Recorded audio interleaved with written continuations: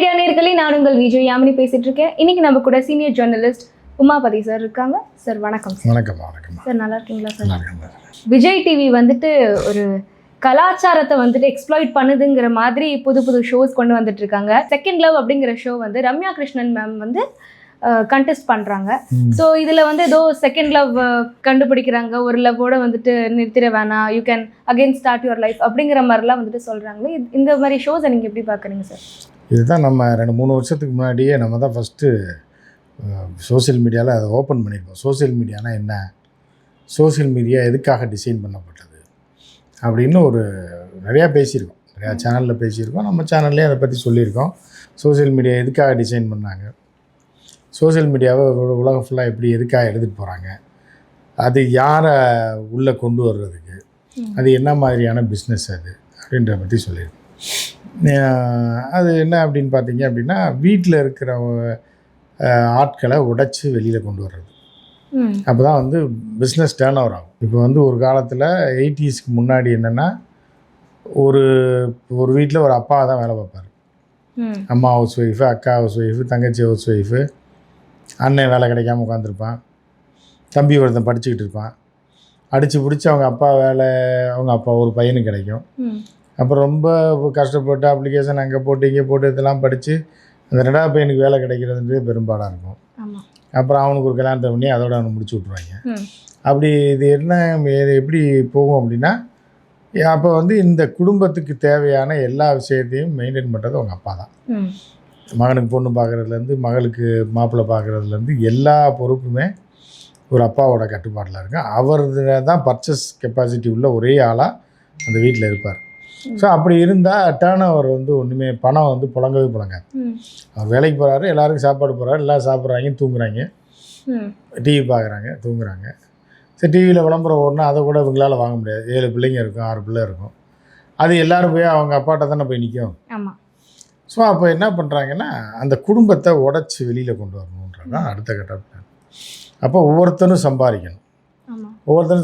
எப்படியா இருந்தால் ஆம்பளை பையன் சம்பாதிக்கணும், அவர் கல்யாணத்தை பண்ணி அவன் அதே ஸ்டைலுக்கு போயிடறான். அப்போ என்ன ஆகுன்னா, பெண்களை வெளியே கொண்டு வரணும். அப்போ பெண்களை வெளியே கொண்டு வரணும் அப்படின்னா, அவங்கள வெளியே கொண்டு வரதுக்கு என்ன வழி, எப்படி வெளியே பணம்னா மட்டும்தான் எல்லாம் வாயை பழப்பாங்க. இல்லை உங்கள் பொண்ணு வந்து பயங்கர அறிவாளியாக வருங்க, படிக்க வைங்கன்னா படிக்க வைக்க மாட்டாங்க. இல்லை உங்கள் பொண்ணு நல்லா வாழ்க்கையை என்ஜாய் பண்ணட்டும், வெளியில் வந்து 4 ஊருக்கு போகட்டும், 4 இடத்துக்கு போய் பார்க்கட்டும், பொம்பளை பிள்ளையே அடைச்சி போட்டு வைக்கிறீங்க அப்படின்னு யாராவது விடுவாங்களா? வெளியே விட மாட்டாங்க. அதே இது உங்கள் பொண்ணை வந்து இந்த காலேஜில் சேர்த்து விட்டிங்கன்னா, ஒரு 2 லட்ச ரூபா கடை, அதுவும் நாங்கள் தர்றோம், பேங்க்கில் ஏற்பாடு பண்ணுறோம், கட்டி படிக்க வச்சிங்கன்னா அது வந்து ஒரே வருஷத்தில் 4 லட்சம் சம்பாதிக்க அப்படின்னு வாயப்படம் வந்துடுறாங்க. சரி, ரைட்டு, ஓகே, அது பெண் சுதந்திரம், ரைட்டு, ஓகே. அப்போ அந்த பொண்ணை வெளியே கொண்டு வந்துடுறாங்க. வெளியே கொண்டு வந்தால் அப்போ வீட்டில் எல்லோரும் வெளில வந்துடுறாங்களா, அண்ணன் வெளில வந்துடுறான், தம்பி. அப்போ தம்பி ஆகாவலியாக BA இங்கிலீஷ் லிட்ரேச்சரும் ஹிஸ்ட்ரியும் படிச்சுட்டு என்ன பிரச்சனை? ஒன்றும் இல்லை. அப்போ இன்ஜினியரிங் படிக்க வச்சு அதுக்குள்ளே சோர்ஸை ரெடி பண்ணி, இப்போ இதை படித்தானா இவனுக்கு இங்கே வேலை கிடைக்கும். மாதம் ஒரு 20,000 செலவழித்து படிக்க வச்சிங்கன்னா மாதம் 2 லட்சம் சம்பாதிக்கிறதுக்கு வாய்ப்பு இருக்குது. அப்படின்ன உடனே ரைட்டு, ஓகே. இப்போ இவன் படித்த உடனே அந்த பொண்ணு ஏதாவது வீட்டில் அடுப்பு ஊதிட்டு இருந்துச்சுன்னா என்ன செட் ஆகாது. இப்போ அது படிக்க வைக்கணும். அப்போ அதை படிக்க வச்சோன்னா அதுக்கு சம்பளம் கிடைக்கும். அப்புறம் அது என்ன பண்ணுவோம், அது கையில் காசு வந்ததுன்னா, இப்போ டிவி பார்க்குறது ஒரு விளம்பரம், 10 வருஷத்துக்கு முன்னாடி குடும்பத்தோடு உட்காந்து பார்த்துட்டு இருப்பாங்க. அதை என்ன பண்ணுவாங்க, எல்லோரும் அவங்களுக்கு பிடிச்ச பொருள்லாம் விளம்பரத்தில் வரும். அது சரி, தீபாவளிக்கு வாங்கலாம் அப்படி தான் நினைப்பாங்க. சரி, தீபாவளி ட்ரெஸ் எடுக்கும்போது இந்த ட்ரெஸ் தான் எடுக்கணும், தீபாவளி வரைக்கும் வாயை பிளந்துட்டு உட்காந்துருக்கணும் நீங்கள் 6 மாதம். அதுவும் உங்கள் அப்பா தான் எடுத்து தரணும், இல்லை உங்கள் அண்ணன் எடுத்து தரணும். அது நீங்கள் ஆசைப்பட்ட ட்ரெஸ்ஸுக்கு பட்ஜெட் இருக்காது. சரி, இதை எடுத்துக்குமா அந்த டைமு, அடுத்து பார்க்கலாம் பொங்கலுக்கு, இப்படி தானே போகும். அப்போ நீங்களே சம்பாதிக்க ஆரம்பிச்சிங்கன்னு என்ன பண்ணுவீங்க, விளம்பரத்தை பார்த்த உடனே நீங்களே ஆர்டர் போட்டுருவீங்க. ஸோ அப்போ என்ன ஆகும், ரொட்டேஷன் ஆகும்ல பணம். அப்போ பொருளாதாரத்தில் ஒரு பெரிய சேஞ்சஸ் வரும். அதுக்காக குடும்பத்தை உடச்சி பீஸாக வெளியில் கொண்டு வந்ததுக்கப்புறம் என்ன ஆகும், கல்யாணம். அப்போ என்ன ஆகுனா, இவங்களுக்கு நிறைய சம்பளம் கொடுப்பாங்க, வேறு கார்ப்பரேட் கம்பெனி. திருப்பி அதை விட கூட ஒரு 10% 20% எக்ஸ்ட்ராவாக பிடுங்கணும். எப்படி சம்பாரித்த காசு நீங்கள் திருப்பி கொடுப்பீங்க? உங்களை ஏமாற்றணும். ஒன்று ட்ரெஸ்ஸை காய்ச்சி ஏமாற்றணும், இல்லை லைஃப்பை காமிச்சு, காரை காமிச்சு, பைக்கை காமிச்சு, எதையாவது ஃபுட்டை காமிச்சு, எதையாவது ஒன்று காமிச்சு உங்கள்கிட்ட இருக்கிற காசை பறிக்கணும். ஆமாம். அப்போ அதுக்கு என்னென்னா உங்களை தூண்டணும், உங்கள் ஆசையை தூண்டணும். ஓகே. ஆசையை தூண்டினோடனே சரி இந்த பொண்ணு சிகப்பாயிடுச்சு எப்படி, சரி நம்ம அந்த க்ரீமை போடுவோம், நம்ம அது ஃபேஷியல் பண்ணியிருக்கு, அதனால கொஞ்சம் ப்ளீச் பண்ணியிருக்கு, அதனால இருக்கேன்னா சரி நம்மளும் போய் வாங்குகிற சம்பளத்தை கொடுத்து, அப்போ அவன் ப்ளீச்காரன் அவன் போய் ஒரு வேறு எதுக்காக செலவு பண்ணுவான், அவன் பொண்டாட்டி போய் ட்ரெஸ்ஸுக்கு செலவு பண்ணுவான், அவன் போய் வந்து கார் வாங்குவான். இப்போ ரொட்டேஷன் ஆக என்னன்னா பணப்புழக்கம் ஜாஸ்தியாகும். இப்போ பணப்பழக்கம் ஒரு இடத்தோடு நின்றக்கூடாதுன்றதுக்காக ஆசையை தூண்டி வேறு வேறு விதமாக அவங்கள தூண்டி விட்டுட்டே இருப்பாங்க. காஸ்டியூமில் சரி ஏற்கனவே ட்ரெஸ்ஸு வாங்கிட்டீங்க, வாட்சு, தோடு, ப்ரேஸ்லெட்டு, அதுக்கப்புறம் நகை தான் இருக்கு, ஏற்கனவே 40 பவுன் இருக்குன்னா அதை காலத்துக்கும் கடைசி வரைக்கும் போட்டிருப்பாங்க. அந்த காலத்துலலாம் ரெட்டை சவர சங்கிலியும் ஒரு இதுவும் வந்து கல்யாணத்துக்கு போட்டாங்கன்னா எங்கள் அப்பா தான் வச்சுருந்தது, இந்த மணி போட்டுக்கன்னு போட்டு விடுவாங்க. அது என்ன பிரயோஜனம்? அதனால் என்ன பண்ணுவோம், அதே நகையை உருக்கி என்ன பண்ணுவேன்னா மேலும் சில கழிச்சடைகளை சேர்த்து அதை ஆன்டிக்குன்னுவான். பழைய நகையை போடாத ஆளை ஆன்டிக்குன்னு சொல்லி போட வைப்பாங்க. உடனே போய் புது நகையை கொடுத்து விட்டு நீ ஆன்டிக் நகை வாங்கி அதில் ஒரு 25% சேதாரன்னு ஆட்டையை போட்டுருவாங்க. அப்போ ஒரு பொருள் வந்து ஒரு இடத்துல இருந்தால் டேர்ன் ஓவர் ஆகாது, பணம் வந்து சுழண்டுக்கிட்டே இருக்கணும். இங்கே இருக்கணும், உங்கள்கிட்ட நாளைக்கு உங்கள்கிட்ட இருக்கணும், நாளைக்கு அவர்கிட்ட இருக்கணும். இப்படி இதுதான் செட்டப். இப்போ இந்த செட்டப் படி தான் கார்ப்பரேட் கலாச்சாரம் 25 வருஷமாக போயிட்டுருக்கு. அப்படி இருக்கும்போது இதே செட்டப்பில் போய் சரி கல்யாணம் ஒரு டைம் கல்யாணம் பண்ணுறீங்க, கல்யாணம் பண்ணிங்கன்னா ஃபோட்டோகிராஃபருக்கு ஒரு அமௌண்ட்டு ஒரு 2 லட்ச ரூபா 2.5 லட்சம், காஸ்டியூமுக்கு ஒரு 1 லட்சம் 2 லட்சம் கல்யாணம் பண்ணோம். இன்னொன்று ஒரே உங்கள் லைஃப் டைமில் ஒரே டைமில் முடிஞ்சு போயிருக்காது. அதுக்கப்புறம் நீங்கள் வெளியே வந்து செலவு பண்ணவே மாட்டீங்களே. இப்போ கல்யாணம் ஆயிடுச்சுன்னா குழந்தை பிறந்தோடனே நீ என்னத்தை நம்ம பவுடர் போட்டு என்னத்தை ப்ளீச்சிங் பண்ணி என்னத்தை ஹேர் ஸ்டைல் மாற்றி என்ன பண்ண போகிறோம், சரி அப்படியே விட்டுருவீங்க. அப்போ என்னென்னா 25 30 வயசு 32 வயசுலேயே கேர்ள்ஸ் வந்து சரி அவ்வளோதான் நம்ம லைஃப் முடிஞ்சு போச்சுன்னு போயிடுவாங்க. அப்போ அவங்கள தட்டி எழுப்பி இன்னொரு லைஃப் பண்ணணுன்னா அந்த கல்யாணத்தை டைவர்ஸ் பண்ண வைக்கணும், அந்த புருஷனை துரத்தி விடணும். துரத்தி விட்டால் தான், இல்லை அவன் வந்து பொண்டாட்டியை துரத்தி விட்டால் தான் இன்னொரு பெண்ணை வந்து கவர் பண்ண முடியும். அதுதான் இப்போ அடுத்த கட்டம். அது முடிஞ்சிருச்சு. 90ஸ்லேருந்து ஆரம்பித்து என்னென்ன பொருள் எல்லாம் வாங்கிட்டீங்க, மேக்கப் போட்டிங்க, கொஞ்சம் கலர் ஆகிட்டாங்க, ட்ரெஸ்ஸு மாற்றிட்டீங்க, பின்னாடிக்கு அதெல்லாம் வாங்குறீங்க, கார் வாங்கிட்டீங்க, எல்லாம் வாங்கிட்டீங்க. இதுவும் போர் அடிக்குது. என்ன பண்ணுறது, ஒரே புருஷன். இப்போ இதில் போட்டாங்கல்ல, டிவி கேக்கு ஓட்டு போட்டாங்க, எதுக்குடா போட்டிங்க அப்படின்னா ஒரே ஆளுக்கே எவ்வளோ நாளைக்கு தான் போடுறாங்க, ஒரு சேஞ்ச் வேணும். அப்படின்னு இருக்கும்போது புருஷன் நல்லா தானே இருக்கான், இல்லை பொண்டாட்டி நல்லா தானே போயிட்டுருக்கு இருக்கு, இருந்தாலும் 10-15 வருஷமாக ஒரே பொண்டாட்டியை வச்சுக்கிட்டு நான் என்ன பண்ணுறேன். இப்படி ஒரு சேஞ்சா, இப்படி ஒரு தாட் ப்ராசஸா? ஆமாம், அதுதான் அடுத்த சேஞ்சு. இதே பொண்ணை டெய்லி இதே பார்த்து பார்த்து கடுப்பாகுது, என்ன பண்ணுறது, சரி கட் பண்ணு, சட்டையை மாற்றுற மாதிரிலாம் மாற்றுறாங்க. அதுதான் கார்பரேட். அதுதான் அப்போ தான் வந்து அடுத்த கல்யாணத்துக்கு ரெடி ஆனால் தான் திருப்பி ஒரு டேர்ன் ஓவர் ஆகும். இப்போ நீங்கள் என்ன சம்பாதிக்கிறீங்க, வயசு 35 தான் ஆகுது, 35 37 தான் ஆகுது. இப்போ நீங்கள் 21 வயசில் வேலைக்கு சேர்றீங்க, அந்த 10 வருஷம் சம்பாதிச்சதில் கல்யாணம் பண்ணிட்டீங்க, கார் வாங்கிட்டீங்க, எல்லா காஸ்டியூமும் போட்டு பார்த்துட்டீங்க, எல்லாம் பண்ணிட்டீங்க. இதுவும் போர் அடிக்குது, என்ன பண்ணுறது. இன்னும் 25 40 30 வருஷம் நீங்கள் வேலை பார்க்கலாம் ஐடியில். சரி இப்போ 35 வயசு தான் ஆகுது, இன்னொரு லைஃப் நான் 45 வயசு வரைக்கும் இன்னொரு லைஃப் நம்ம வாழலாமே. ஒரு கல்ச்சரே வந்துட்டு டிவாஸ்ட் ஆகுதுங்களே சார். இந்த கல்ச்சரை பற்றி நமக்கு என்ன கவலை இருக்குது? கல்ச்சர் பற்றி கருத்துன்னா பட் விஜய் டிவி ஆரம்பித்த அன்றைக்கி அவனை அடித்து துரத்திருப்பாங்கல்ல, கூட்டமாக போராட்டம் பண்ணி. இல்லை ஜிடிவி ஆரம்பித்த உடனே இல்லை பிக் பாஸ் நிகழ்ச்சியிலே இப்போ அடித்து மக்கள்லாம் கிளம்பியிருப்பாங்கல்ல, அந்த மக்களை ஏமாற்றி தன் பக்கம் ஈர்க்கிறது தான் அந்த நிகழ்ச்சியோட இது. டிஆர்பி ஏற்றுறதுக்காக இந்த மாதிரிலாம் வந்துட்டு புது புது ஷோ. டிஆர்பி ஏற்றுறது இல்லைம்மா, எல்லாரையும் உள்ளே கொண்டு வர்றதுக்கு, நம்மளும் இந்த மாதிரி ஆகணும் அப்படின்னு. இது ஒரு தப்பான போர்ட்ரேல் இருக்கு. தப்பான அப்போ ஏற்கனவே இருந்தது தான், இப்போ லவ் தான் முடிஞ்சு போச்சு இல்லைம்மா. ரொம்ப நாள் ஒரே லவ் ஒரே இது. இப்போ அரசியல்லே அதே தான், ரொம்ப நாள் திமுக அதிமுகன்றப்ப நல்லா தானே போய்ட்டுருக்கு, இருந்தாலும் ஒரு சேஞ்ச் வேணும்னு போடுறாங்கல்ல. அதே மாதிரி தான் இது. எதுக்கு ஒரே பொண்ணை காட்டி இதை பண்ணி இதை லவ் பண்ணி இது அனுப்பி விட்டுருவோம். இது ஏற்றுக்கொள்ளவே முடியலையே சார். ஏன்னா வந்துட்டு ஒரு சொல்கிற மாதிரி கல்ச்சர் டெஃபினெட்லி சேஞ்ச் ஆகுது தான், ஆனால் இந்த அளவுக்கு வந்து ஒரு மாடர்னைஸ்டாக இருக்காங்க அப்படிங்கிறது தவறு தானே. தவறுன்னு எதை தவறுன்னு நீங்கள் எப்படி சொல்லுவீங்க? இதை எப்படி தவறுன்னு சொல்லுவீங்க? விரும்புகிறவங்க, நான் விரும்புகிறேங்க, எங்கேருந்தோ கொண்டு வந்து திடீர்னு வந்துட்டு எங்கே இருந்தாலும் இல்லை, வெளிநாடெல்லாம் சூப்பராக இருக்குது, அதெல்லாம் தெளிவாக இருக்காங்க, அங்கேருந்து பார்த்தாலும் காப்பி அடிக்கலை.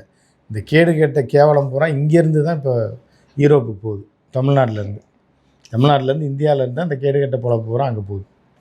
வேறு எந்த நாட்டிலையும் இப்படி கிடையாது. அமெரிக்கன்ஸ் இப்படி கிடையாது, ம். ஆஸ்திரேலியன்ஸ் இப்படி கிடையாது, ஏன் தாய்லாந்தில் இருக்க பெண்கள் இப்படி கிடையாது.